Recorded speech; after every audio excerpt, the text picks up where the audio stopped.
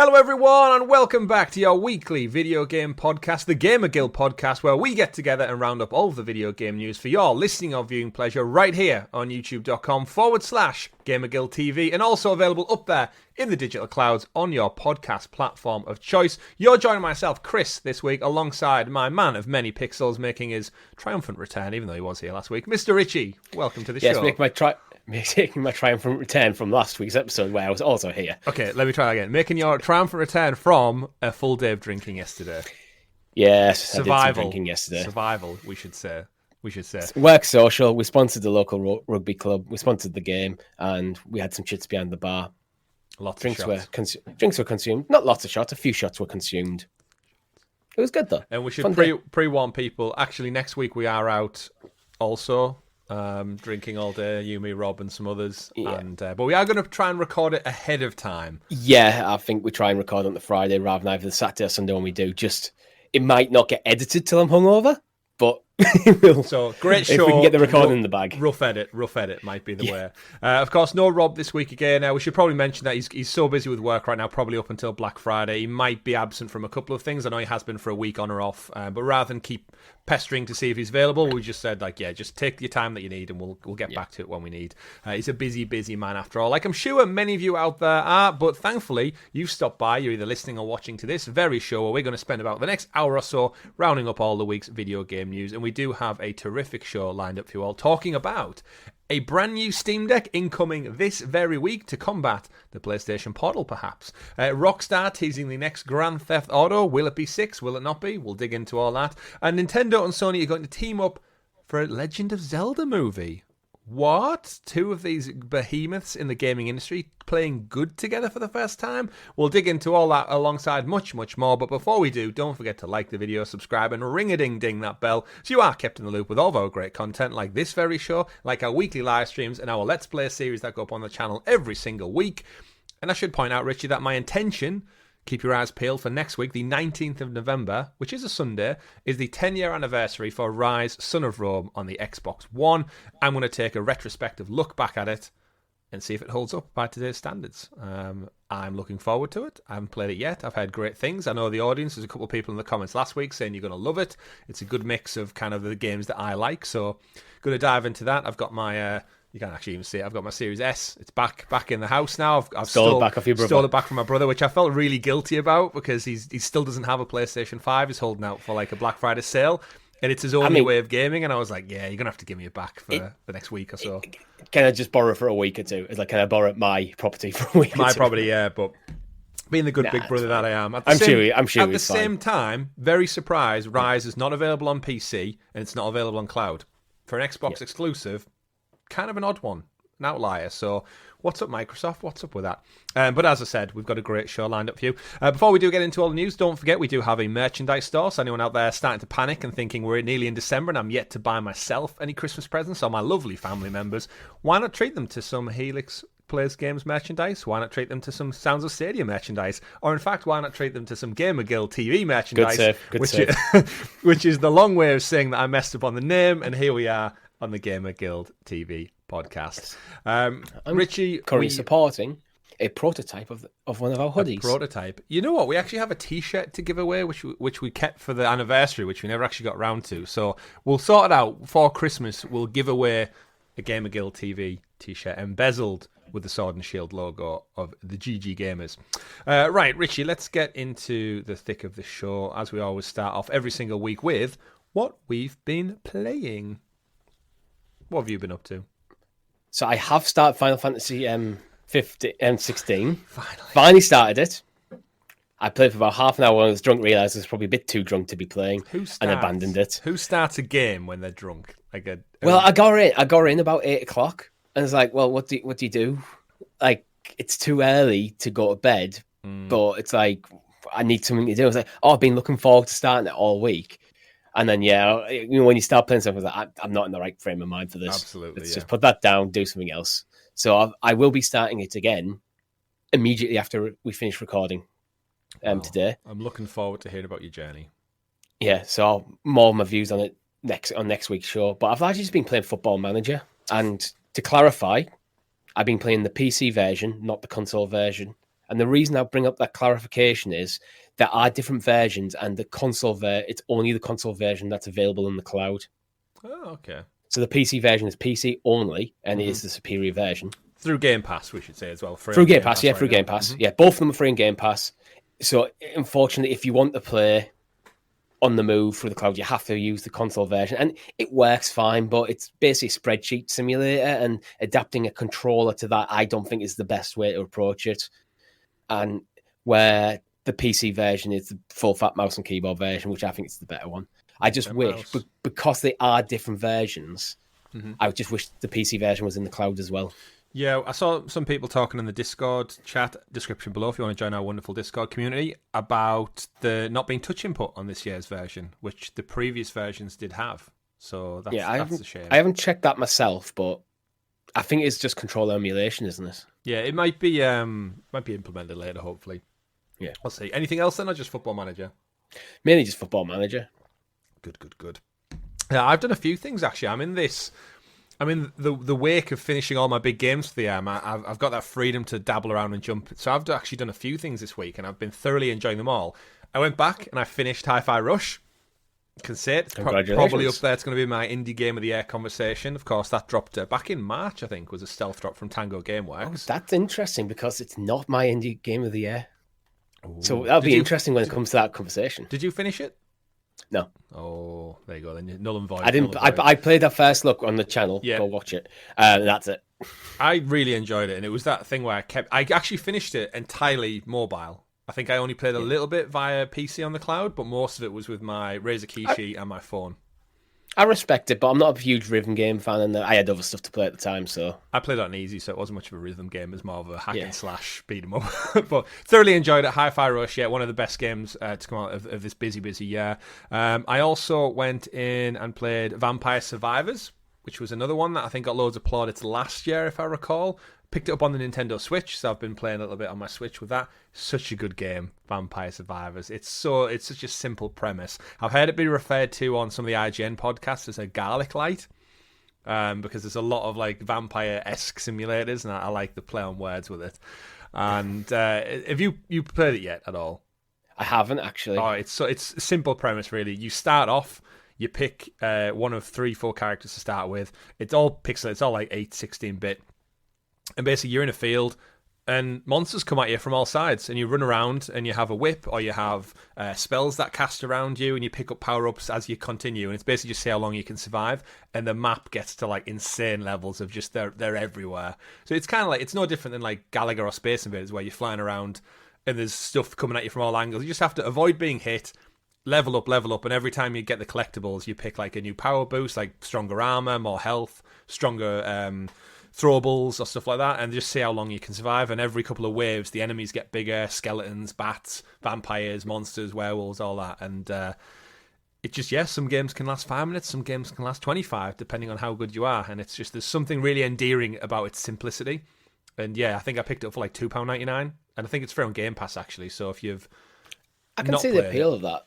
Again, one of them games where, it's very approachable. There's no massive narrative to worry about. So if you're not feeling in the mood to get your teeth sunk into this deep, complex narrative, and you just want something as a time killer in an evening, have a bit of fun. Yeah. Basically what I'm doing in Football Manager is like, that's why I've been playing that, because it's just dead easy. After work for a few hours, just relax. I'm not going to say go brain dead on it, because there's tactical. I'm a tactician. I'm a tactician. Master tactician. They call me the professor. The professor. But aside from Vampire Survivors, I always do like to have like a big game on the go. So rather than dive into FIFA, the Alan Wake hype has got me. So all of the plaudits Alan Wake 2 is getting for Game of the Year, I'm going to try and squeeze it in before the year is out. And to do that, I had to go back and play Alan Wake Remastered, which was one of the PlayStation Plus free games a few months back. I'm fucking loving this game. Alan Wake 2, Alan Wake, the remaster, the original. So you've already finished the remaster? No, I'm near the end. I'm in the last chapter of it, so I'm close.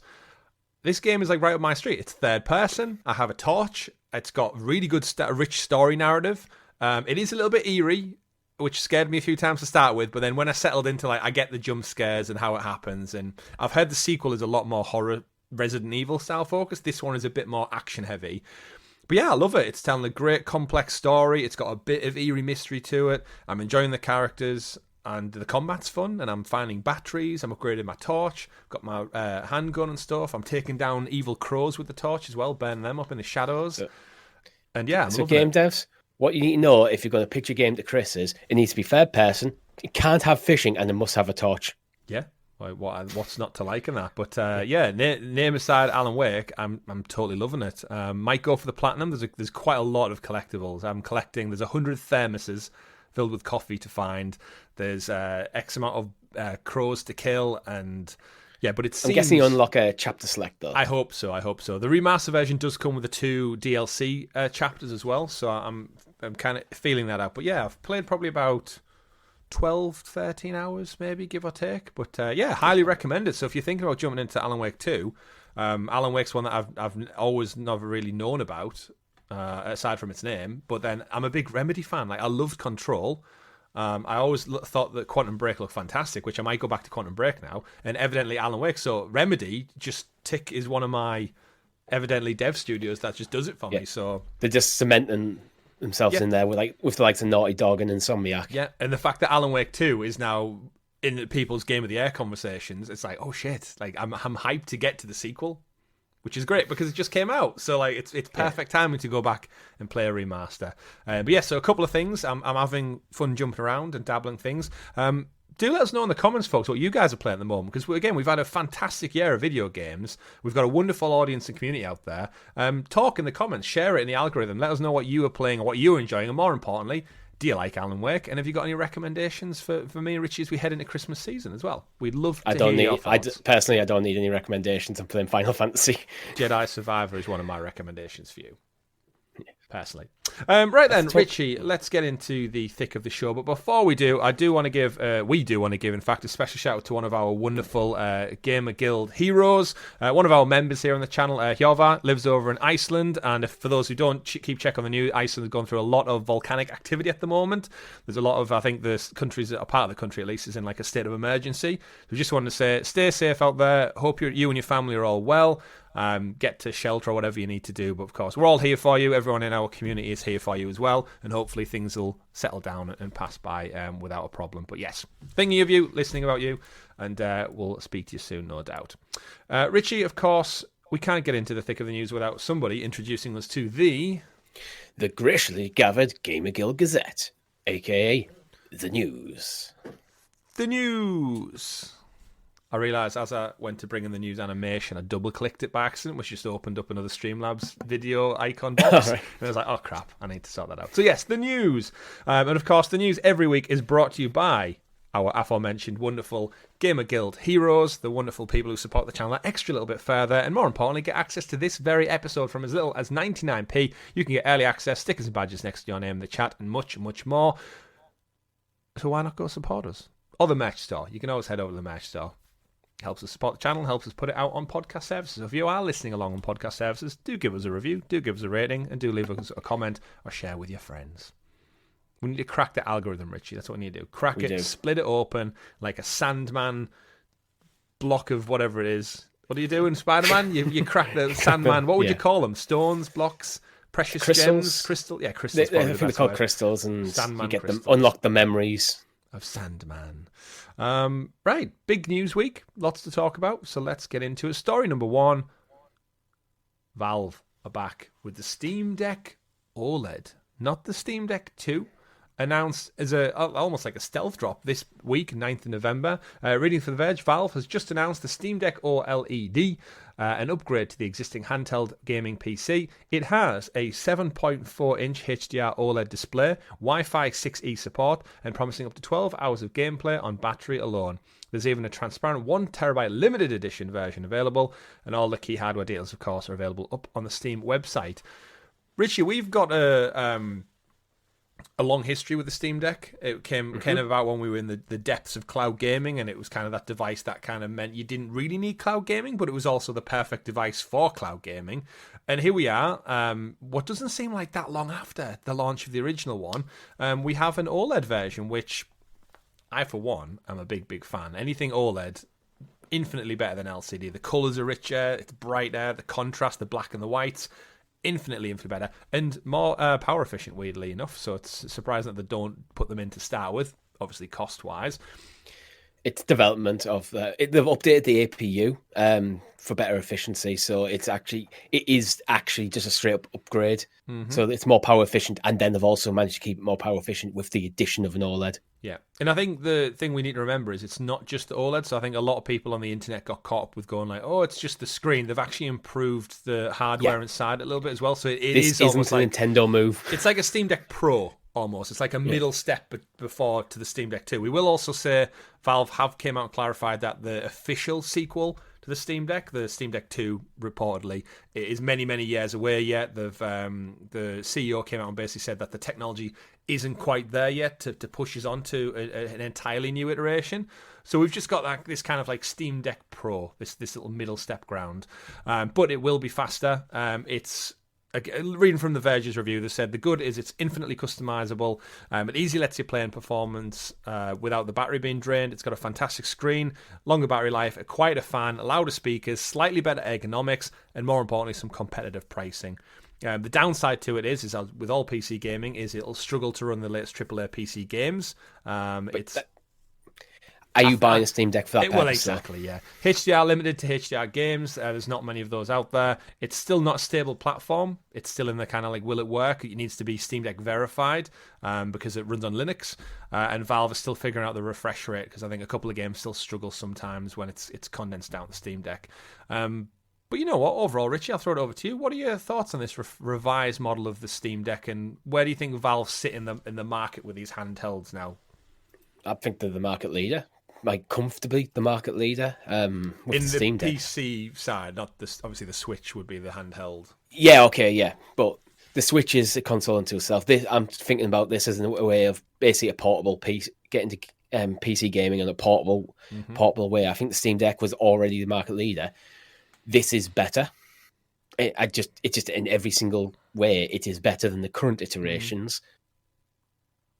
I'm in favour. There's one thing that I've always say with every single one of these devices that I want: the ability to use mobile data.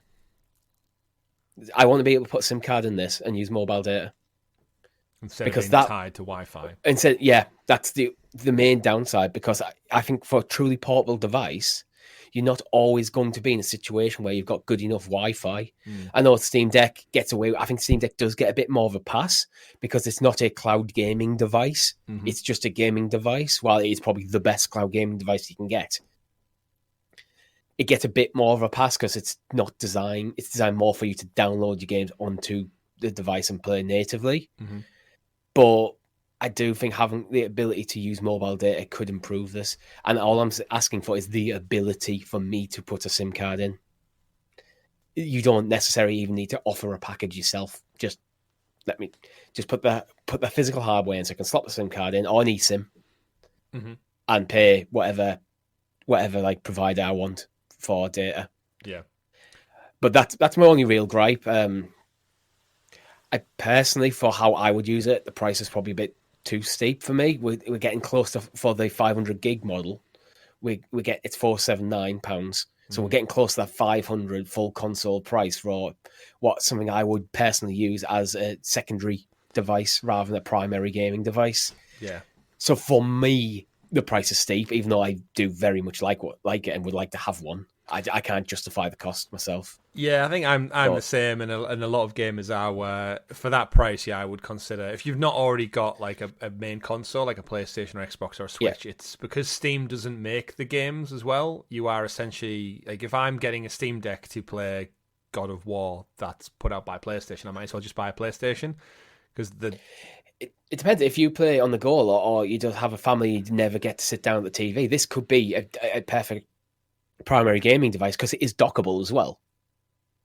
So I do see how, for certain people, how this could be a great solution, and therefore it would be worth the price. Yeah. So it is, and I know we'll talk next week about the PlayStation Portal, which I'm expecting to be delivered at some point in the middle of the week. Can't wait to get hands on with that, but that will allow me to play my PS5 games like God of War, or I know in the actual Verge article it uses the example of Control. It says I played Control in the original for 2 hours, running at 60 frames per second. This past week, I played the same game at 80 frames per second for 2 hours 11 minutes. So you got like 11 more minutes at 80 frames out of the OLED. Whereas I feel like, again, we'll have to see all things said and done. But again, for the price, the PlayStation Portal for me is £300 odd cheaper. And I'm still getting my PlayStation experience on the move. Obviously, that I'll lose out on all the PC stuff, the Steam library, Game Pass, xCloud, all that kind of stuff as well. But like you said, it's back to a needs-use basis. However, I do think the Steam Deck fills a big gap, which the console manufacturers don't seem to be clambering for, which is that hybrid nature of PC games on the go. And I do think the price is appropriate for what the device is. I think it sits in that box where it needs to keep a certain premium price, just on the fact of the tech inside it. Like, this is a powerhouse of technology crammed into a small frame. I'm just looking at some of the specs on the Steam store page, and you've got to laugh. It's like some stuff is like, why did you even bother saying stuff? Like, it's got 50 watt hour battery, which is equivalent of 3 to 12 hours a game, depending on content. It's like, that's such a broad range. Yeah. It's like, yes, it has a battery, basically. But there again, as a previous comparison to the current 256 gig LCD version, that only has 2 to 8 hours. So, but yeah, it comes with a carrier case. Actually, the 1 terabyte version actually comes with a few more goodies. It comes with a Steam profile bundle, exclusive startup movie, an exclusive virtual keyboard theme. Wow. So, and obviously double the storage, and that's at $569. You know what I will say though, the Steam Deck has kind of pushed this industry into having almost like a new category of hardware. Like, we had PC, don't tell Nintendo. We had handheld, we had our traditional console, and we have cloud as well. And we've now got this like extra pillar, which is like PC on the move, which can do a bit of everything. It can do your PlayStation, your Xbox stuff if you have the relevant subscriptions or you buy the games. You've got all the Steam elements. You've got the cloud elements in as well. It's portable, but it also does some, like, again, it can play fairly modern games locally, like natively on the tech pretty well. It's just a good hybrid mix of the two. Yeah, I think if I was to pick one of these devices for me, if I personally, I think it would be the Steam Deck, would be the one I go to. Even though I do tend to play more games on PlayStation based on the nature of games, but they're the games I tend to play at my PlayStation. Where things like Game Pass, and I mean, I could play Football Manager PC version on the go on this device. Yeah. It's all on a needs case basis, isn't it? Looking at the battery life for the PlayStation Portal, that's between 7 to 9 hours. But then that is just a screen that is being cast. All the grunt work has been done from the big chunky PlayStation 5. So again, the Steam Deck, the fact that it's all crammed down in is fantastic. And again, my case basis is I want to be able to play my PS5 games while I'm watching my little daughter and not have to be like tied to the big TV in the other room. You can absolutely run Windows on this. The device is it's got its own OS by natively, but it is effectively just a PC. It's unlocked. So if you like the idea of the hardware but don't like Steam's basically operating system, you could just get rid of it. Absolutely. Put your own on.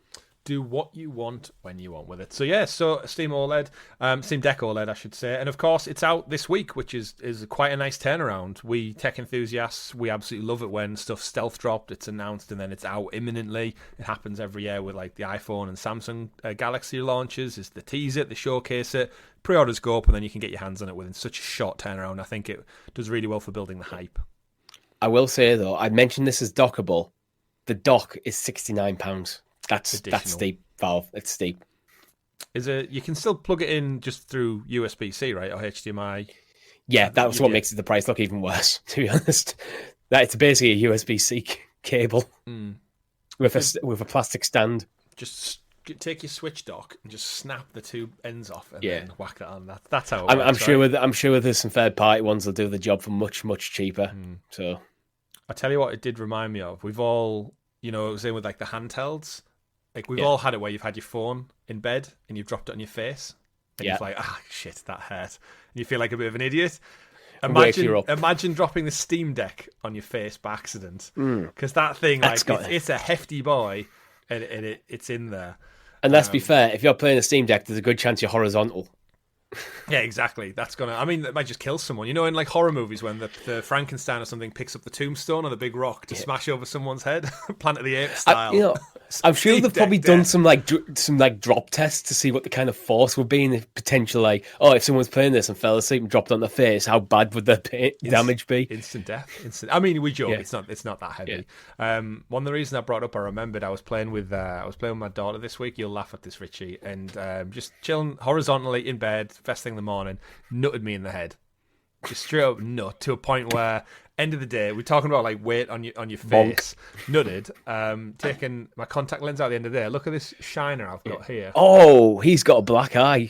For audio listeners, audio listeners, go to this point in the YouTube video and have a look at Chris's black eye. You can't tell it until you kind of like. Yeah, gives the eyebrows. I didn't know it sits under the rim of my brow, and it was just as I was taking my contact lens, I was like, I've got makeup or something on my face somehow. And no, I've got a lovely. It's changing shade. It's gone through all its colours, but and Chris has just out himself as wearing makeup. No, I thought I had makeup on something somehow because it looked like that. But yeah, I've got a massive. Looks like a different eye. It's a good one. It is, but thankfully it's hidden, so I could go to work without looking like my child beat me up. But it's dropping Steam Decks and being headbutted by a baby aside. Steam Deck, I hope it does good. I hope it has a good run in heading into Christmas, and I hope the supply is there for it, because the risk of always stealth announcing something is that you don't have the stock to meet demand because you don't know what the demand's going to be. That's to their favour, though. It is, yeah. It creates that. As long as it's not artificially holding stuff back to create more demand, so you can justify a higher price, it happens. Absolutely. Right, moving on then, Richie, to story number 2 of the week, coming from Rockstar Games, who very rarely talk to us, not us specifically, but the games industry at large. Reading from their blog post on their website from November 8th, next month marks the 25th anniversary of Rockstar Games. Thanks to the incredible support of our players worldwide, we have had the opportunity to create games we are truly passionate about. Without you, none of this would be possible. We're so grateful to all of you for sharing this journey with us. In 1998, Rockstar Games was founded on the idea that video games could come to be as essential to culture as any other form of entertainment, and we hope that we have created games that you love in our efforts to be part of that evolution. We're very excited to let you know that in early December, we will release the first trailer for Grand Theft Auto. We look forward to many more years of sharing these experiences with you all. Thank you, Sam Hauser. Richie. Interesting to say Grand Theft Auto and not Grand Theft Auto 6. Yes. In one way, I can see why, because it is the next Grand Theft Auto. So they don't need to number it because it is literally the next Grand Theft Auto and title. So I can see why they wouldn't maybe putting a number on. Do you think this lends into maybe it's not going to be 6? I think it does, because we've talked about how Grand Theft Auto has basically become a platform in its own right with 5. And Grand Theft Auto Online taking on its own life. Mm-hmm. Maybe that's the concept from the ground up this time. We're just going to make this. We're going to update everything. We're going to bring out a new platform for us to build this franchise on. Basically, Grand Theft Auto has accidentally become a games as a service game. Yeah, it is. It's through many, many years of hardship. Because remember, online was shit when it first launched. It was broken, and I barely touched it because it just didn't work properly. And it's garnered this culture over the last decade or so. It's just millions and millions of players. I think we were talking in our own private friends group about how it's still in the top selling games of all time. Remember, this is one of the most. I think this is actually the most profitable entertainment thing of all time, and it's no surprise. But yeah, it's an interesting question, that one. If it's, I've actually got a couple of questions that interstitial in. So you don't think it's going to have a number? It's not going to be GTA 6. I don't think so, because I think Rockstar, they know what they're doing, and if you're given this statement and it's going to be 6, just there's no reason to not put the 6 in there. Mm-hmm. Because we've heard rumours that it might be Vice City retold, and as much as I could see the temptation not to put a number on it, I also could see there's a massive temptation to use the Roman numerals V and I to create the start of Vice. Yeah, it's there for all the artists in their creative team are it's just right there. V. I'm just thinking City. How Grand Theft Auto 5 developed and what it is now compared to what it was when it was released. Because what it was when it was released, it was basically your standard Grand Theft Auto game with a multiplayer component. Now it's very much, the original Grand Theft Auto 5 still exists, but we have this online infrastructure. Yeah. Vice City could form part of that. You could bring in Vice City. You could bring in a sequel to Vice City. You could bring in all sorts of different stuff for different eras. You could just work that all in, and you build this as a platform going forward. Yeah. Well, I think we've theorized before what I would love out of this, because it's been so long. I think we forget. We were actually, again, talking about it, how like I was living at home still. I remember like going out. I think I had a very different job, and I was playing it on the PlayStation 3. And I'm in such a different place now. Like, what do I even want out of a GTA game? Because I don't think I really know, because it's almost been that long. It's like legacy becomes myth, becomes legend. It's like, I don't know what I would expect. So one of the things that I do think they could benefit from, and online would massively benefit from it, is merge all of their games into one, all the locations. So give me Liberty City fully realized next gen, give me San Andreas, and give me Vice City.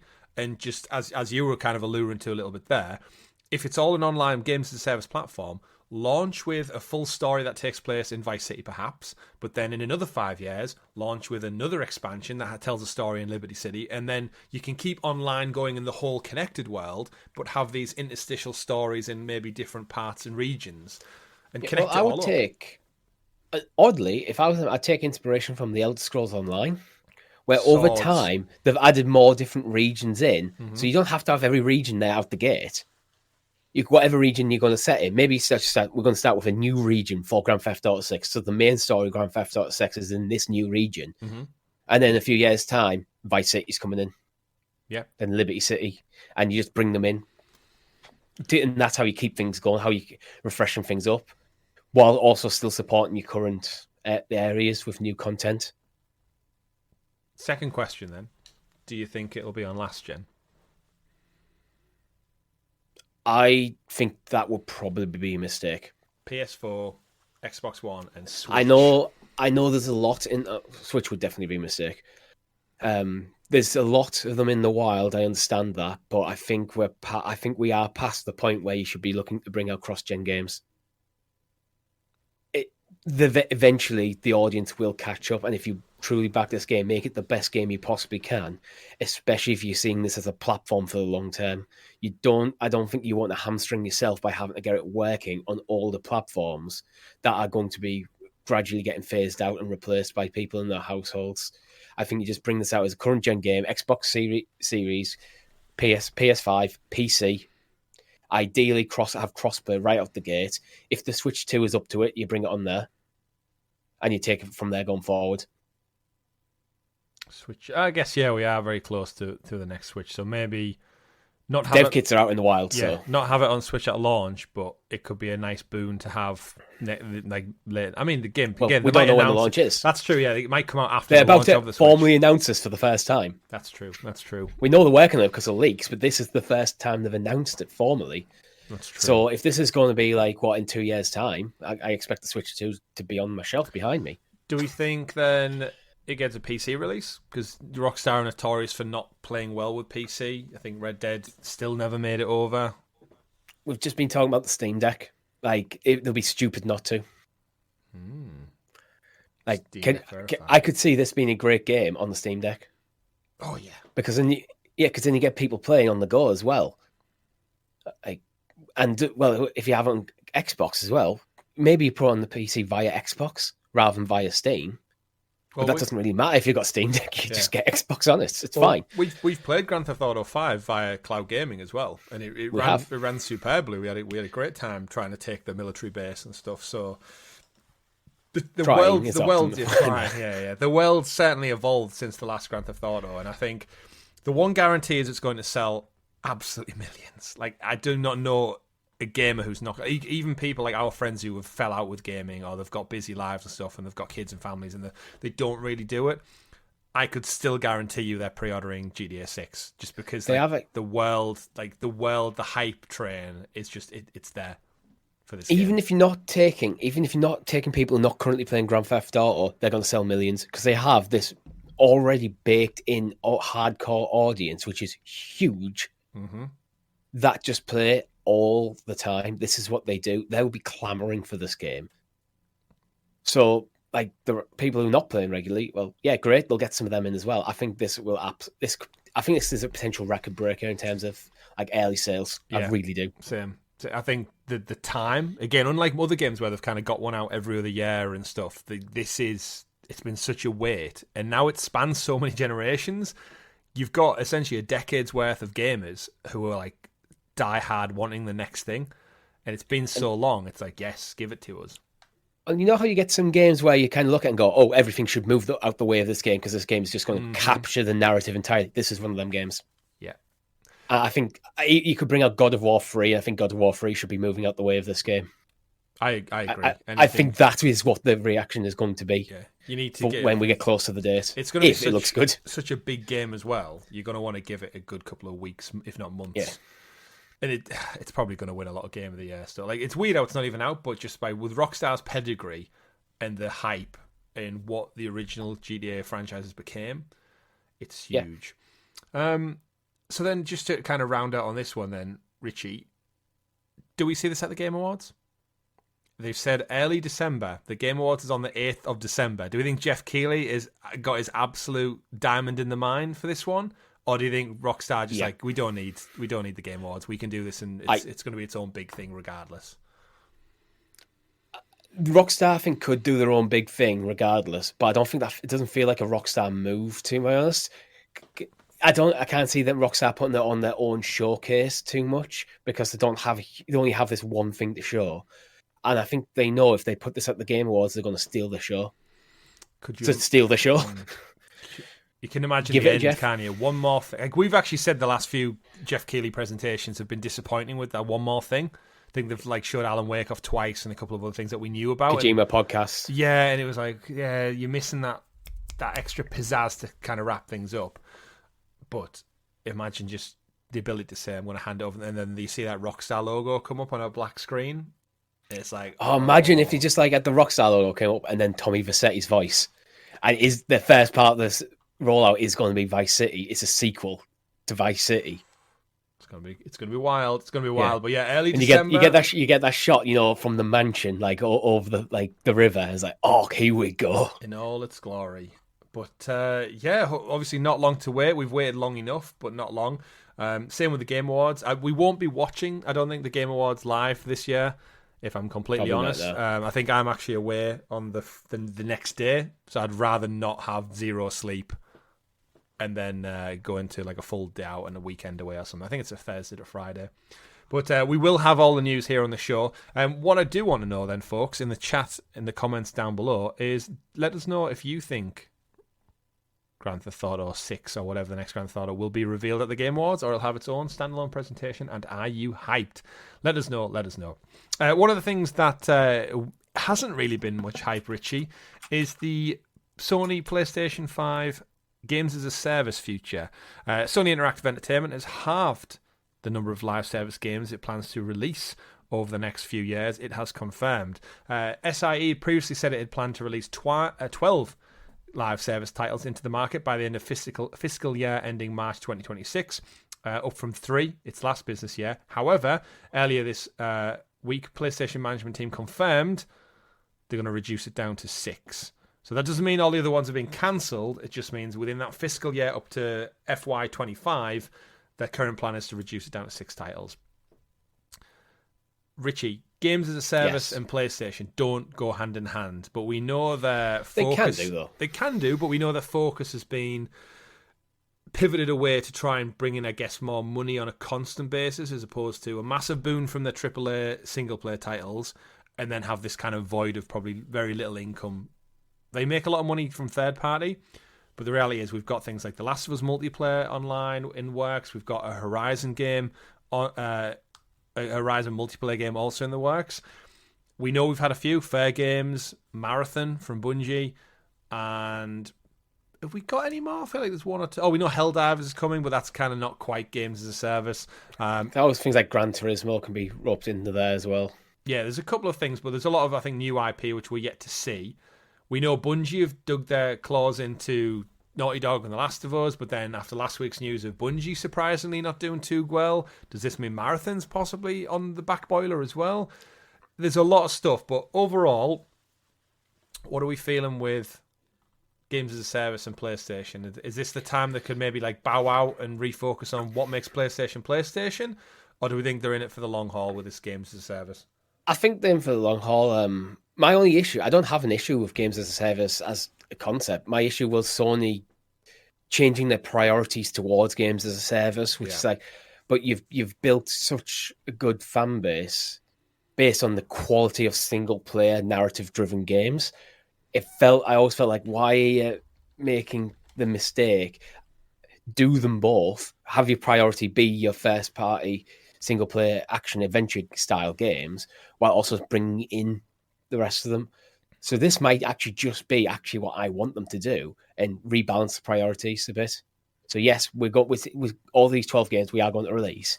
We're going to slow it down. Mm-hmm. We're going to prioritize this first 6, get them over the line, and don't overstretch developers. I don't want to see like things like Naughty Dog. I don't actually want Naughty Dog to be working on the games as a service. I want them to be working on their next passion project, whether it is Uncharted or Last of Us or something completely different. I don't like getting them bogged down on making a games as a service version of The Last of Us. Could be an amazing game, but it doesn't feel like that's what the culture of that studio should be producing. That could be handled by a different studio in conjunction with Naughty Dog. But yeah, there's a couple of things that I think have good legs. Like when you talk about them out loud, it makes sense. Like again, Marathon's an unknown quantity, but it is Destiny and Bungie who are doing it. So I think theirs is probably the one that's got the most heritage behind it. Like that is literally they're arguably the front runners in making games as a service. Like whether it was intentionally or not, Destiny has become the almost default model of how to make a games as a service work. They've been doing it for over a decade nearly now, and obviously they've had the heritage there. A couple of the ones I do have some slight concerns for. One of them being, I think, Fair Games. It's Haven. It's an unknown studio. It's got that Stadia stink on it almost as well. Not that that's. I don't think most people are aware. Not at all. Not at all. But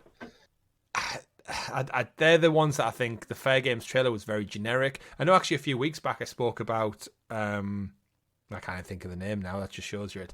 Those the Apex spin-offs almost, the X-Defiance, the things that came and went, Hyperscape, that was the other one. Yeah. Do they have that staying power, or are out of these 6/12 games just going to come and go? And like, is only one of them going to hit? I think that's, I've said it now, Discord, shout out Discord. I think of these 12 games, they're probably banking on 2 or 3 of them hitting. If they get 8 of them are profitable, but they get 2 hit, I think they're probably looking and go, that's a success. Because Sony must be aware that it's hard. The games as a service. The thing is, Destiny, you get games like Destiny, which has been around for a long time because it's captured that audience, and it's hard to go up against them. You have to do something that is better than Destiny to even have a chance, and that's to even have a chance. You have to be better than one of the biggest proponents of the genre. Likewise, how many games like with things like Battle Royale? How many games have tried to go up against Fortnite and fell away? Yeah, you need to be first in the door almost as well. Yeah, this is it. Fortnite, you might make a objectively game that is better than Fortnite in every single way, but you're still going to struggle to get that audience from them. Yeah, you're kind of waiting for them to make a mistake. Yeah, so you have to be in front of the pack. And I think when you talk about games like Hyperscape, I think one of the biggest failures of Hyperscape was, it's a decent game. People enjoyed it for a week, then went back to whatever else they were playing. Yeah, it needs that staying power, and that's what I think Bungie have said about things. But then, on the flip side, this is where games as a service is like, why does it need to be a never-ending thing? Like, so with The Last of Us Factions, for example, I played the original one. I absolutely loved it. I got the Platinum Trophy in the game, and I enjoyed my time with it, and then I bounced out. It didn't need mechanics that would keep me hanging on for 2 years, 3 years, 4 years. Like, do games as a service have to be this never-ending pool of money, or is that just the business lens of looking at it? You could design a game to go, this is going to have a 5-year lifespan. After 5 years, that we're going to basically wind it down. You can alter that plan as you go. I think, didn't Bungie famously say they had a 10-year roadmap for the original Destiny? Yeah, they did, yeah. And that seems to have shifted. Yeah, it seems to have shifted that plan to Destiny 2, and now that's basically done. I feel like that was an Activision thing at the time because they were owned by Activision, and there was like, we need to get a sequel out, kind of that push. I think when studios getting games as a service greenlit, the concept is this needs to be a perpetual thing, and eventually, unfortunately, it will decay. Yeah, it has to. Like, again, there will be a time, I believe, Fortnite will start to fade away. Like, tell that World of Warcraft, it doesn't have to decay. I mean, we just spoke about Grand Theft Auto, haven't we? You never know. I mean, but it's not going to reach the heights it did at its peak. Like, it's like World of Warcraft keeps ticking over, but it's not going to get back to what it was at its peak. Because you miss that, it loses energy. Like, that's the reality with anything. Over time, it loses energy because people have been there, done that. I think PlayStation do have something in their back catalogue, which is a library of IP that's rich. I think The Last of Us will do well because it's The Last of Us. Like, it's got that rich world already attached Crystal to it. Dynamics had Avengers as an IP. At the time, it was the IP they had, and they didn't stick the landing. So there has to be more. And I was saying at the time, the problem they have is they had a mediocre game with a great IP. Yeah. The great IP elevated it a bit, but when the IP was no longer doing the heavy lifting in that game, it just felt a bit bland, a bit generic. And that's the problem. You can't just lie on the IP. You have to use the IP in a way that makes sense to, like, elevate. The IP should be elevating the gameplay, and the gameplay should be elevating the IP. That is a very fair comment. What I'd like to rebuttal that with, Richie, is the PlayStation IP. A lot of them have tried and tested methodology. So The Last of Us, the original Factions, is fantastic. Some of the best multiplayer I've ever played, and I'm not a multiplayer guy. But the replacement of that game is one of the ones that's in trouble. Yeah, but that might be Bungie wanting to make it a long tail games as a service. The second one, I would say, is Horizon. I think Horizon is almost like primed to move over. Purely, a Monster Hunter style game. Yeah, absolutely. Purely on the basis that it kind of already is a Monster Hunter, except for you don't capture them, you just kill them. But it's got the world, it's got the characters. You could easily swap Aloy out for just anyone. Make your own character. Like make it. It's an MMO. That's what you're doing with Horizon. It is what they're doing with Horizon. Make this an MMO, but we're using the core mechanics of Horizon. Mm-hmm. Maybe you have to bring in a bit of class-based stuff, but don't mess too much with the gameplay, because the gameplay is phenomenal. That's what Horizon is. So I think that's where the IP and the style of game clearly work well. Yeah. And if I said to you, like, you and me and whoever, we're just going to jump on, we all drop into the world, we've all got our own inventories, and we just find somewhere on the map where there's rumoured dinosaur robot has been sighted, and we have to go take it down for either a mission, or we need parts to upgrade our suits or our gear. That just sounds fun. Like, already, like, as a premise, that sounds fun.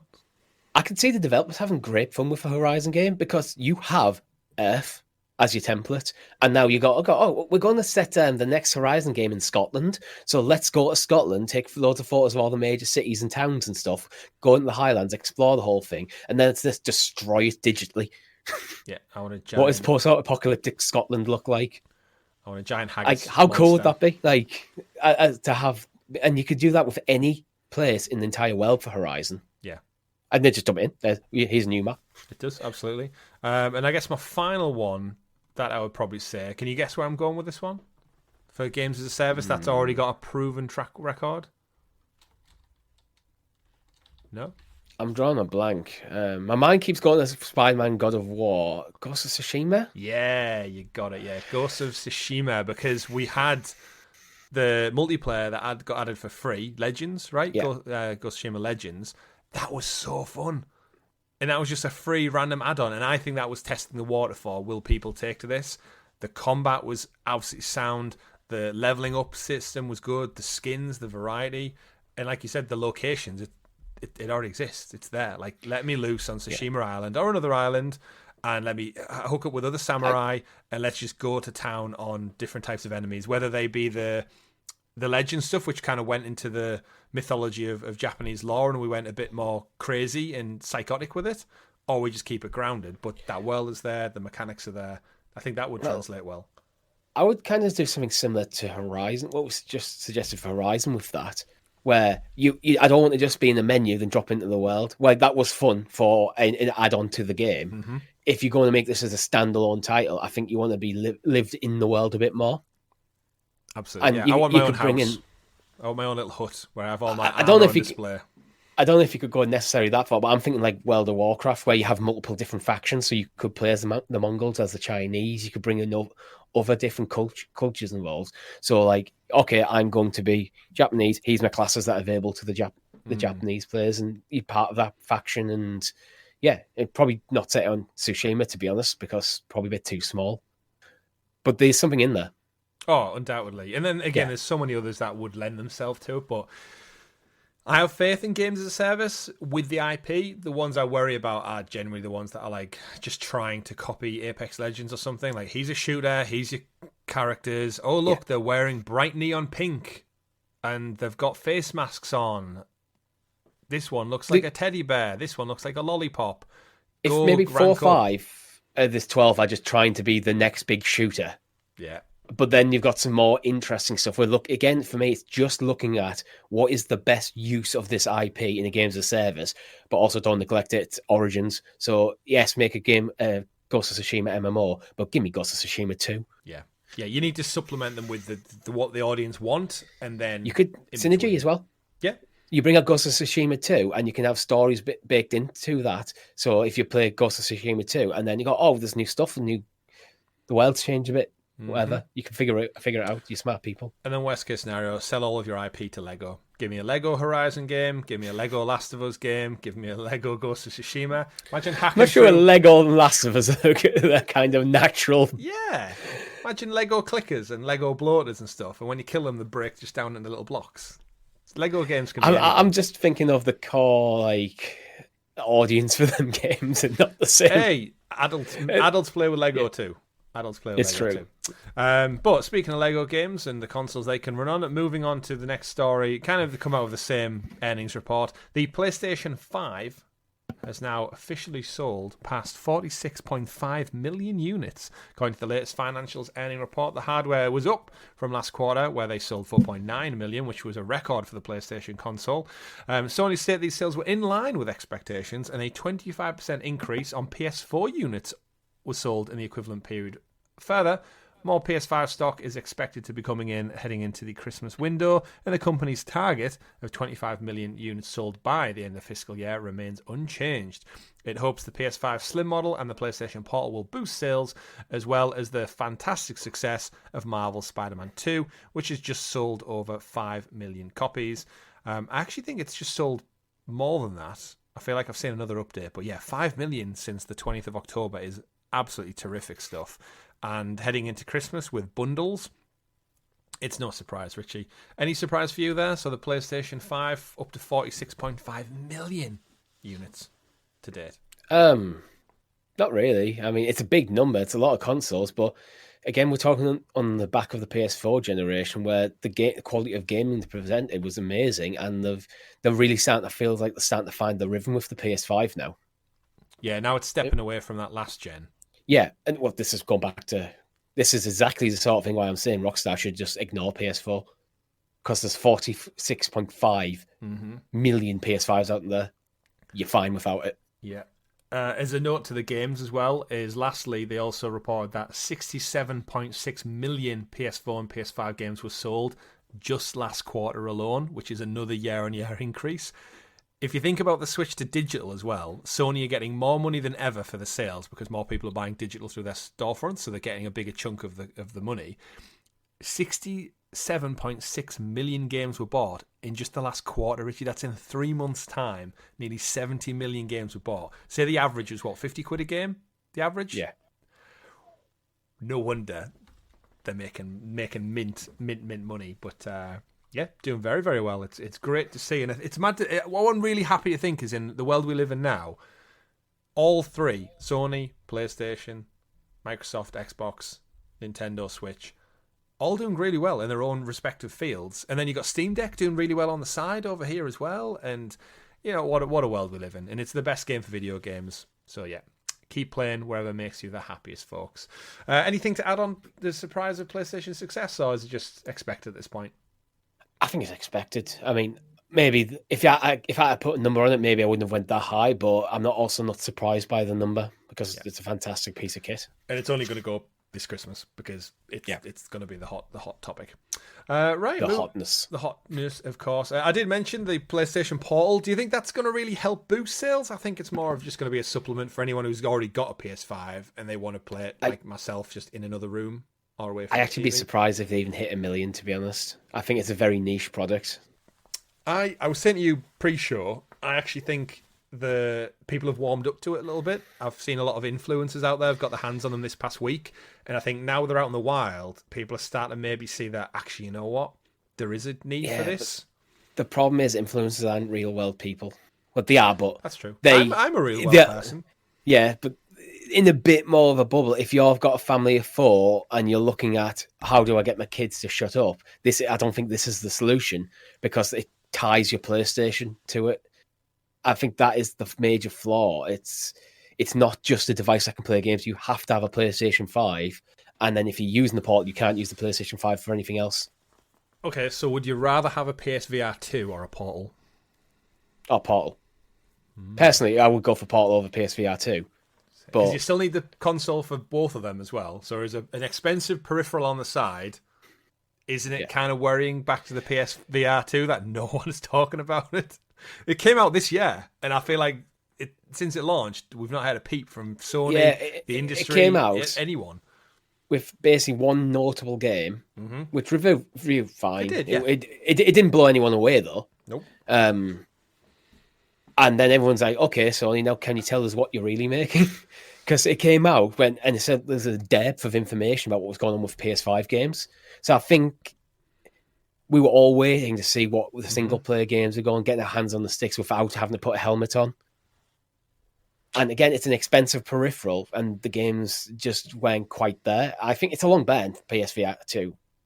So I think it's probably a lower priority now it's out. They can slowly bring out games for it eventually, and it'll probably be in a few years' time. We'll be talking about, oh yes, actually, so we'll be given a number, and we'll be surprised by the number of units sold. In a good way, I think. Yeah. But Portal, I think, just needs to just have a few more features for me to make it more viable, to more mainstream. Because I can tell it's a very good but niche product at the moment. Yeah, we'll see. But as I mentioned, I'll have my hands-on impressions on next week's podcast. We might even have a separate video for like an early review or something, depending on how much time I've got between work and family. Prove me wrong. Prove you wrong. Moving on, though, we had Mass Effect Day, aka N7 Day, this past week on November the 7th, and we got a tease, once again, another tease, that Mass Effect is still apparently alive and well over at EA and BioShock. We got a short video that came out, basically just a little clip of a character moving on. We didn't see much. But it's got all the cyber sleuths out there looking into it. They celebrated with a blog post that hints at Mass Effect 5's title and suggests fans will get the answers to the burning questions concerning what happened after Mass Effect 3's ending. It's unclear, however, what it means for the upcoming Mass Effect 5, if it's soon or still several years away. We've asked ourselves the same questions for many, many years, people wrote on the internet, and we just kind of want to know what's happening. The post suggests a list of various Mass Effect merchandise is available. They've done this for the last few N7 days, Richie, where it's basically just led you to a merch store to sell gear because they've not had anything tangible to show. They've sent a link. The fans have found a link, that sends them to a website which shows Epsilon. Yeah, is in the potentially in the coding, which could point towards the actual title of the game, which you were saying, I think, on Thursday, Epsilon's the Greek for 5? 4. 4. I have checked. It's the 4th letter in the Greek alphabet. And there isn't the Eurogamer keeps referring to it as Mass Effect 5. I'm assuming they're including Andromeda in there because there's 3 numbered Mass Effects in Andromeda. So this would be the 5th Mass Effect title. However, in Mass Effect 4 doesn't exist. Yeah, it seems so. This like... is. I think this is a full-blooded. If I guess, I think this is a full-blooded Mass Effect 4. Might be called Mass Effect Epsilon, but. Well, we know with what happened with Andromeda, it was a whole new cast of characters in a different galaxy, so it was almost they got away from the original trilogy, and I think that's something that lost a lot of steam with Andromeda, that it didn't have the beloved characters that people had came to love in the originals, and I think you're right in possibly going back to 4. It's a safe bet, but I think it's probably what the franchise and the fans seemingly want. It's what Capcom, what Konami are doing with Metal Gear Solid. Delta being the third letter in the Greek alphabet to stand in for 3 as for the remake of Metal Gear Solid 3. I think that they're doing a similar thing. Well, obviously not a remake, but I think this will either be Mass Effect 4 or might just stay as Mass Effect Epsilon. Yeah, I mean, the teaser didn't show anyone. It showed us someone who looks like Liara heading into it. My history with Mass Effect, I played for the first time the Mass Effect Legendary Collection that we got a few years back now. Got the platinum. I need to go back. Got the platinum in all 3 of them actually, so thoroughly enjoyed playing through them all for the first time. So this will be the first Mass Effect game I'm going into with like genuine like hype and excitement and knowledge of the world, and I absolutely adored the characters and the storytelling. So I'm looking forward to it. I don't know if I should play Andromeda in the meantime. Seemingly I should just maybe skip it and just wait for this. It seems to be the next big thing. But it's just that worry that how long do we have to wait for this? Like, do we have to get 30-second teasers every year in November just to remind us that it's still not here? And we know BioWare's track record of late has been... I think it's still a while off, unfortunately. If they only got a teaser today... Well, they haven't even got a Dragon Age yet. Well, that's the problem, isn't it? They're kind of like stuck back working through their own catalogue of things. When was the last BioWare hit? You mean Anthem didn't do it for you? Nope. I think the last hit was probably last Dragon Age game. That's quite a while back. Quite a while back indeed. But I'll hold fire. I'll hold fire for next Gen 7 Day. Let us know in the comments below what you expect to see from the next Mass Effect title. Will it be 4? Will it be Epsilon? Or will it be an entirely new thing altogether? And will we finally find out what the true ending was after Mass Effect 3? Moving on. New story of the week.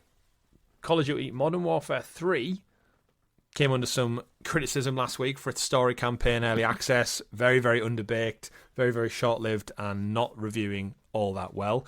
Well, news stories have came this week courtesy of Bloomberg's Jason Schreier reporting that apparently Modern Warfare 3's campaign was developed in less than 18 months, which is far less than typical 3-year cycle turnaround which the series is known for.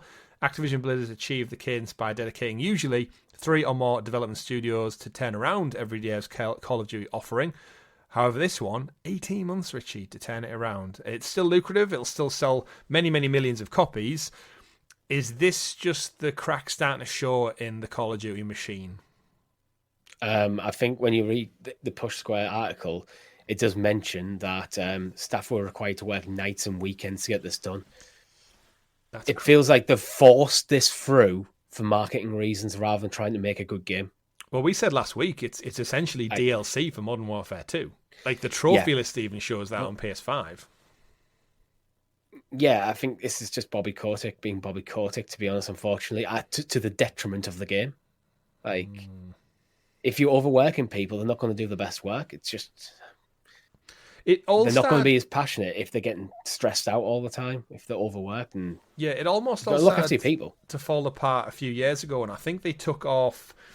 One of them was in development trouble. It was the one where, where they ditched the campaign. I can't remember which one it was. It was about 3, maybe 4 years ago. They announced, like, about 6 months prior to launch that they were going to have to jettison the campaign because it wasn't good enough and they didn't feel like they put it out. So we got one that was just multiplayer.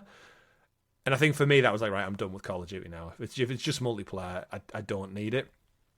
And then from there, they start to pull off the usual development studios because they have a lot of support teams. We've lamented it quite a lot in the past where they've pulled on, like Vicarious Visions, who made the Crash Incident Trilogy reboot, did that, got tons of praise, and then they got pulled over to just supporting Call of Duty, and they got fizzled out. And it's like, you've took some fantastic developers and basically made them do grunt work for Call of Duty, and then now they just don't exist to make new things. And they got to a problem where the campaign failed, they took studios off, so then that cadence of repeat 3-year cycle disappeared. They almost like broke the structure a little bit, and then I feel like they got backtracked, and then now we're at a stage where they're trying to quickly crunch to turn around a game in 18 months, that's AAA quality up to Call of Duty standard, and evidently, look at the reviews last week, IGN gave it a 4. It's not up to standard, but for some reason Call of Duty still sells. Yeah. It still does well. The thing is, it's the cadence is it's one of them things where it's completely determined by their upper management that they're going to do it. It's generated a lot of money, which, to be honest, it just seems like it's just greedy. They've generated $30 billion in revenue. Would 20 billion and better games not suffice? Like, it's insane the amount of money they generated for this. But if you took a 10% less profit, or even 20%, 30% less profit on the games when you bring them out, but your staff are generally happier, better wanting to come into work and not worried about the slog and having to not see their families for weeks on end because they're having to sleep at work because of crunch all the time. Absolutely. Add in the toxic culture that has been reported on previously at Activision. Like it's just sheer greed by upper management. That's literally all it is. Well, there's no need. Reading from Jason Schreier's article, Bloomberg sources who spoke under the condition of anonymity, so we don't know who this individual is, but again, Jason Schreier does his due diligence usually. The well-oiled machine of Call of Duty production came off tracks when Call of Duty was delayed out of 2023 release window. So Modern Warfare 3 was initially pitched as an expansion for Modern Warfare 2. Then all of a sudden it got a promotion to full game status because another entry got delayed out of this year. So whichever team was working on what should have been this year's Call of Duty must have went high management went, look, we can't get this out in time. That got shunted, and then the poor smaller team, no doubt, working on this expansion for Modern Warfare 2 were all of a sudden like, shit, we're in the front driver's seat now. We need to up this game's status to full launch. It goes on to say issues arose as developers at Sledgehammer were under the impression they were working on expansion until much later in development, which created pipeline problems. Sledgehammer had to check in with Infinity Ward for feedback because, again, you've got that kind of overlapping nature of development pipelines. The studio which normally handles the Modern Warfare series. Some Sledgehammer employees felt betrayed as getting it done on time meant crunch, with developers needing to work extensively. The experience was very, very similar to Call of Duty Vanguard, that the management had promised something that wouldn't happen again. So I'm guessing Vanguard was the one they had to jettison the campaign for back. Vanguard's the only one I have no clue what it even is. You say Call of Duty Vanguard, I can't even picture the cover art. I don't know. 2021. Did it have a campaign? It was a Sledgehammer one.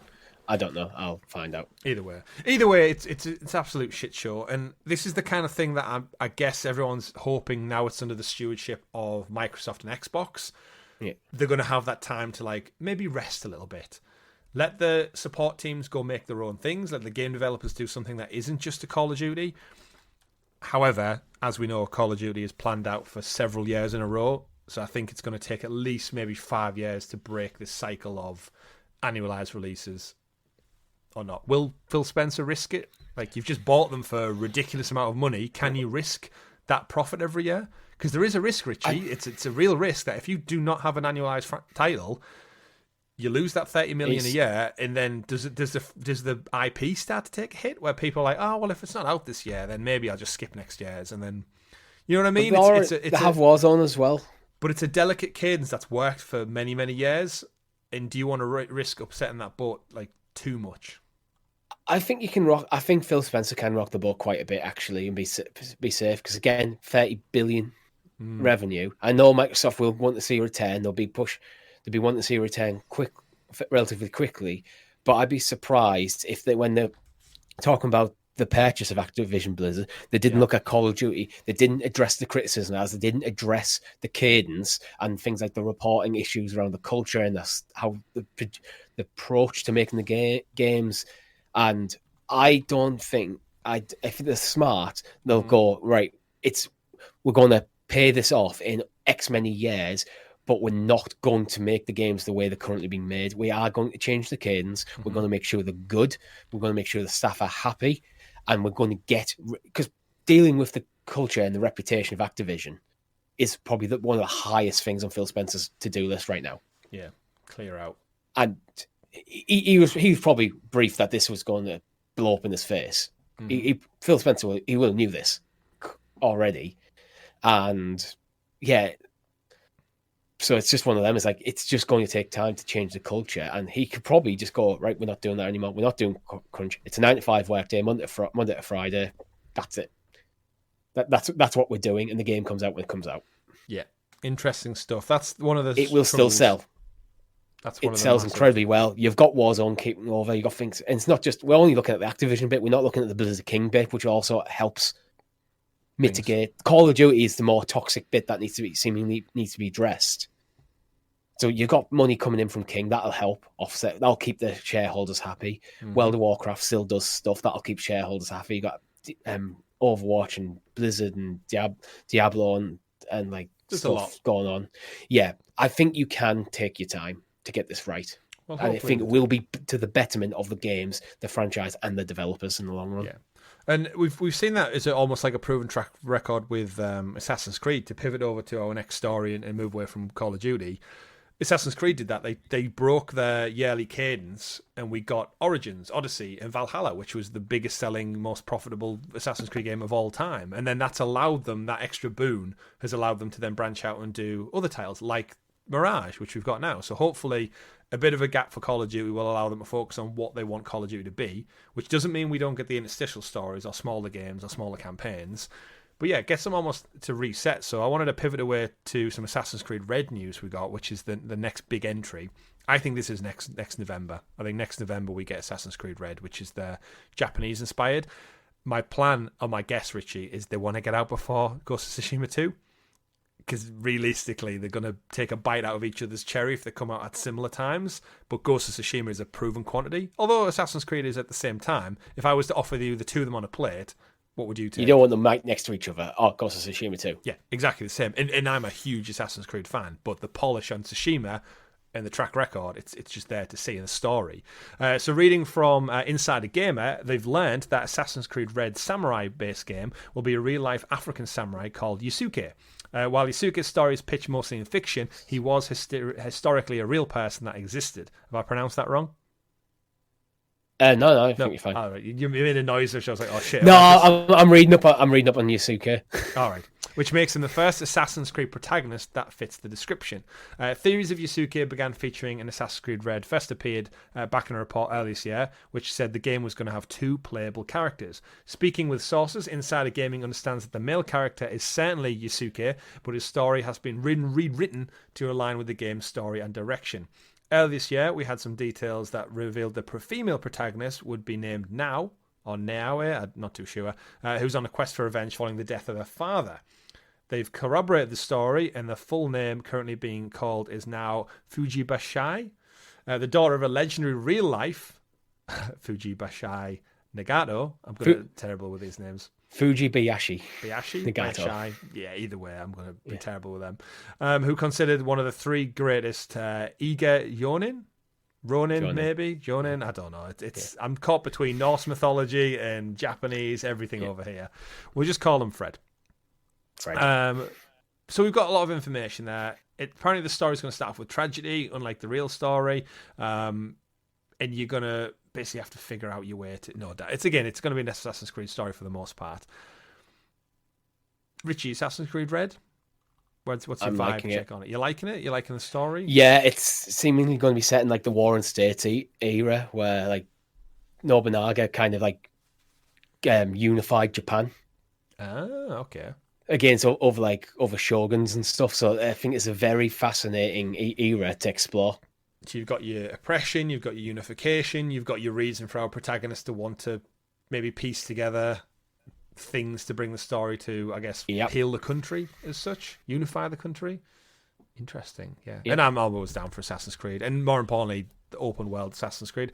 I said my gripes last week with Mirage, and I think I just maybe prefer the open world Assassin's Creed games that we've become accustomed to now. I loved Origins, I loved Odyssey, I loved Valhalla. Mirage was a bit So going back had its perks, but it didn't quite feel what I look at Assassin's Creed as nowadays. So interesting. But if they can merge the two and have like a lovely story and an open world game, a la The Witcher, we might get there. Right, Richie, rounding out with a few smaller stories this week to focus on. Where do we want to go? Where do you want to go, Richie? I'll let you pick from the remaining stories. So we've got maybe 3 Radical we could talk about. I think Warner. I think we probably should touch on Warner. I know it's more of a... I think we'll go Warner than Zelda. Warner than Zelda, fantastic. Well, Warner Brothers Games have a shareholders meeting. We get a lot of financial calls at different quarters of the year. But WB, they've been under some problems, some criticism of late for delays and subpar titles. Reading from their earnings report for Q3. CEO David Zaslav said, "Our focus is on transforming our biggest franchises from largely console and PC based with 3 or 4 year release schedules to include more always on gameplay through live service, multi-platform and free-to-play extensions, with the goal to have more players spending more time on more platforms. Ultimately, we want to drive engagement and monetization of longer cycles and at a higher level. We have some specific capabilities, but we are currently under scale and seeing significant opportunity to generate greater post-purchase revenue." So essentially, in a nutshell, Warner Brothers Games want to focus more on games as a service. And after the 20 minutes we spent talking about PlayStation games as a service, we pivot over to Warner Brothers and their IP. Did they not learn anything from Gotham Knights and all the shit Suicide Squad's going through? Just to do this quick, think of all the best games that have came out from Warner in recent years. Think of all the worst games that come out from Warner in recent years. All the best games are single-player games. All the worst games are games as a service. You're doubling down on the stuff you crap at. Yeah. You're single-handedly ruining the Arkham series by trying the to Harry pivot Potter away. series done great. Hogwarts Legacy done great this year. No monetization in sight. Nope. Good. It was a good game. Everyone was happy with it. It was like, fantastic. This is what we want. An IP-based game where the gameplay matches the IP nicely. Got to explore the world. Fantastic game. Now the next one begins the service. I think they pivoted away from that. Remember when in Hogwarts Legacy, like you would go to the herbology area and you'd grow something and it would have a timer to it, like come back in 2 minutes, 30 seconds.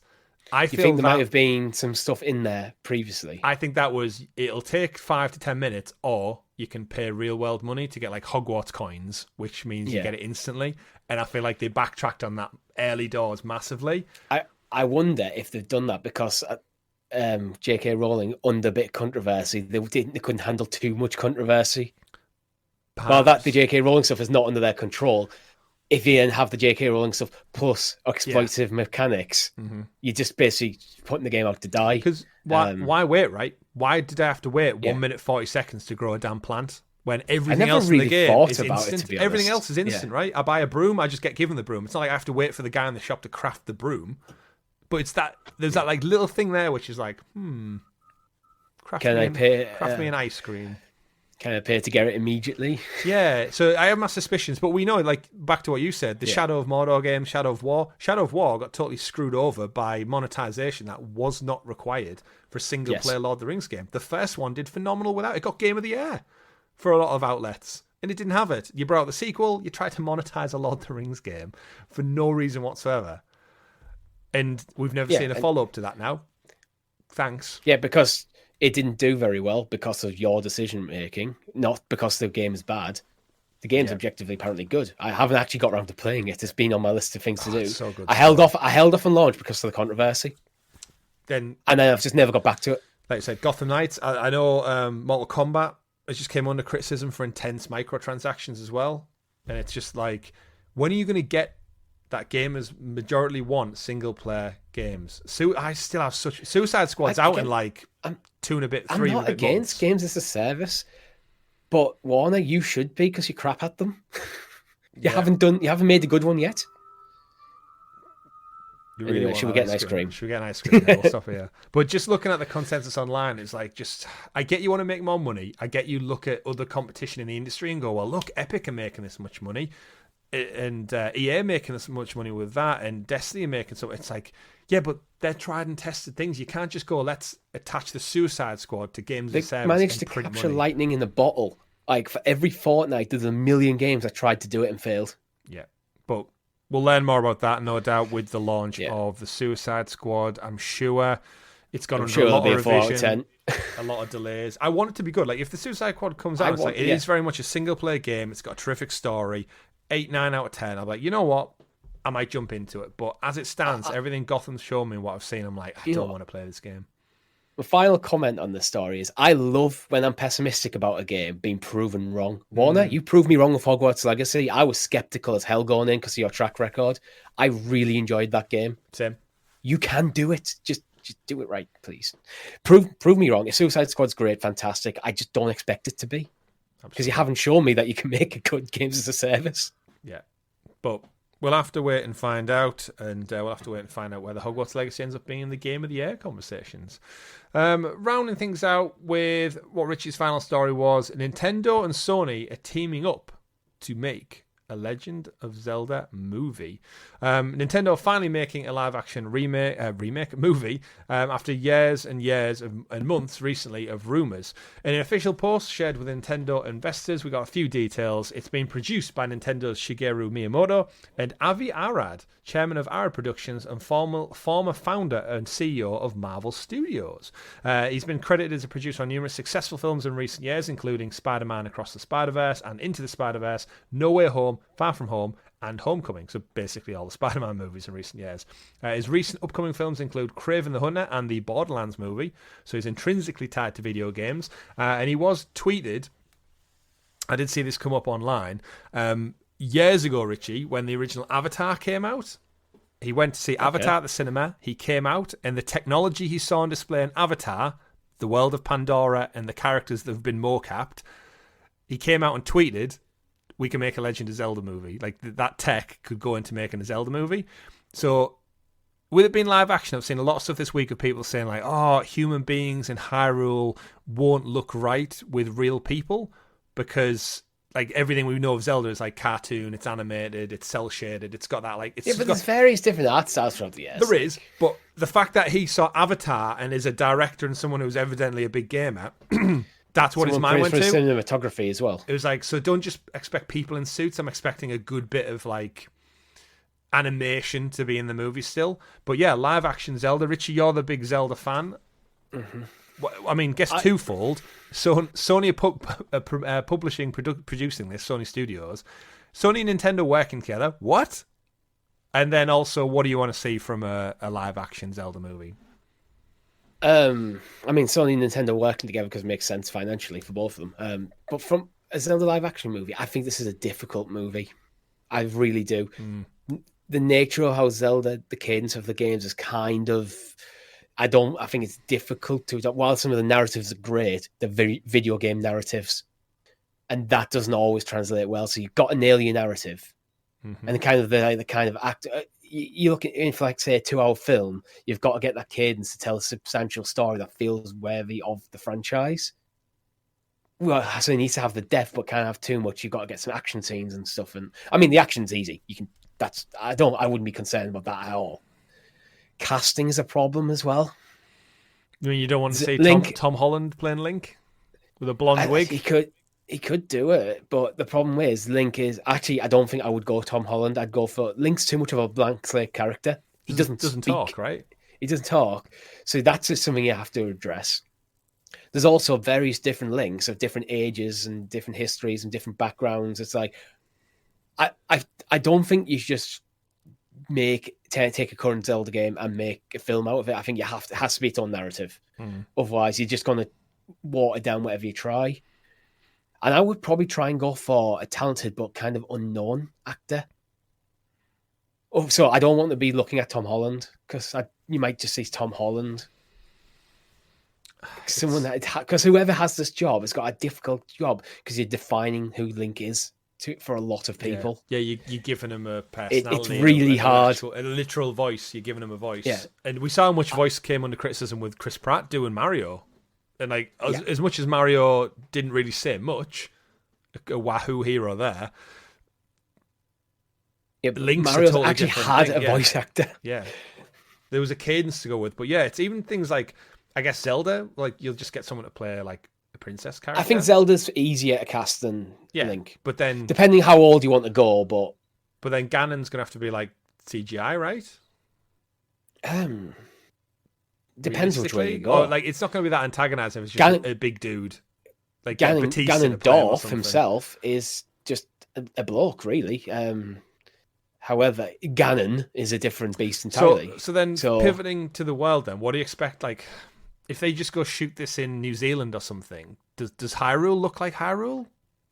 Like, if you just took anywhere in the real world, could you make it look real, or would it have to be animated like Pandora from Avatar, where it needs to be whimsical and fantastical?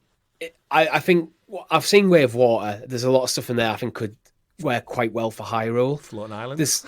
There's some, yeah. Well, even if you're not going to go the Breath of the Wild Tears of the Kingdom route, for like things like floating islands and the depths and stuff, you're just going to keep it on the surface of Hyrule. Mm-hmm. There's certain locations that are very much reoccurring in different games, like things like Hyrule Field. You're going to have scenes on probably Link on the back of Epona galloping across Hyrule Field. You're going to have things like the forested areas. You're going to have the mountain ranges, like the Lake Hylia and stuff. There's going to have to be stuff. And how do you deal with like dungeons? This is what I mean. It's a difficult thing to kind of work. Again, I 100% the technology could reproduce Hyrule in stunning glory, but how do you tell the narrative in the confines of a film? Yeah, I'm optimistic, but it's a challenge. It's so taking all that, would you prefer it just to be animated? Like I've seen a few people toss around like they should have just went to someone if they could get them, like Studio Ghibli, and just go like, could you make us a Zelda movie? And like their art style would almost like mirror the games in a lot of ways, but they would have that unique Japanese cultural approach to producing something just stunningly beautiful. And I feel like that would go a long way to like just marry the game to movie, bridge that gap a little bit. I think you just do both. I think the problem with going anime, as much as I would love it, a lot of people wouldn't even give it the time of the day. Yeah, it's true. It's more popular, more socially acceptable now, but still, if you go mass market, bear in mind, Mario always went mass market, and that's what they're looking at, really.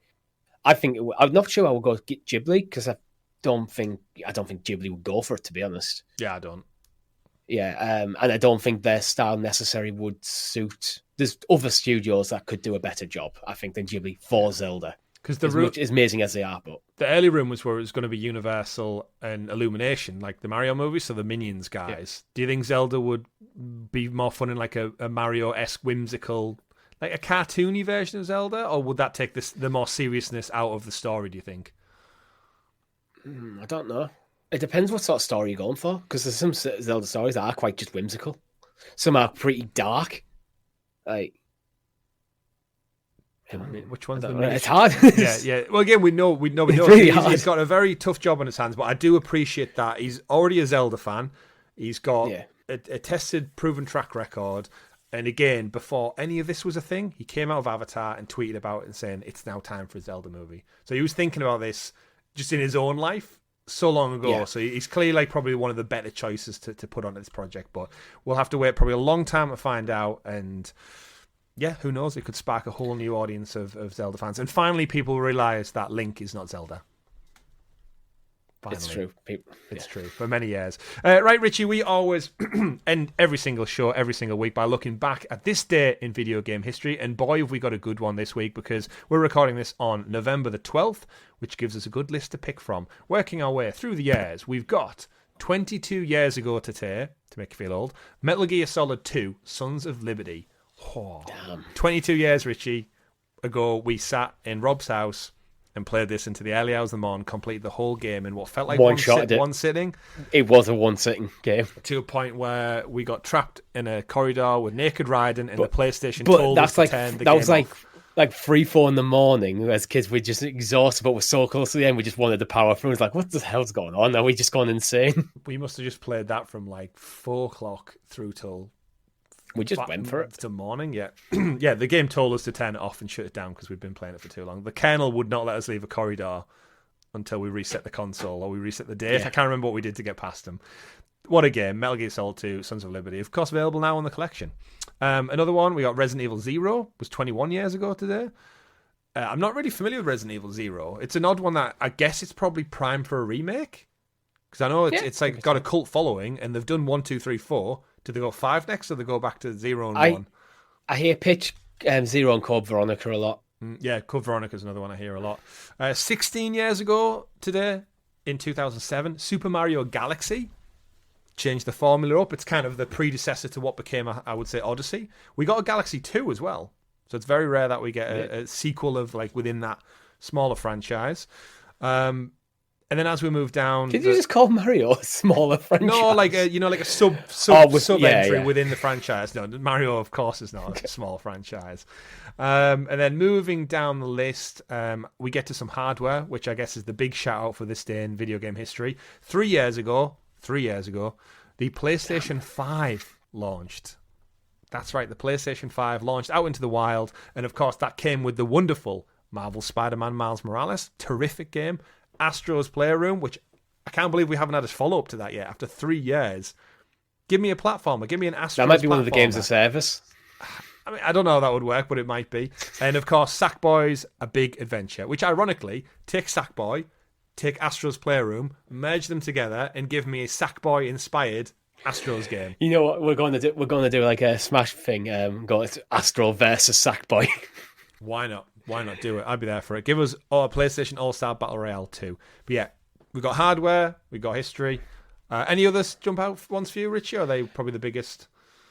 I think they're the biggest ones. I mean, the Shin Megami Tensei 5 came out, but I've never played any of the Shin Megami games.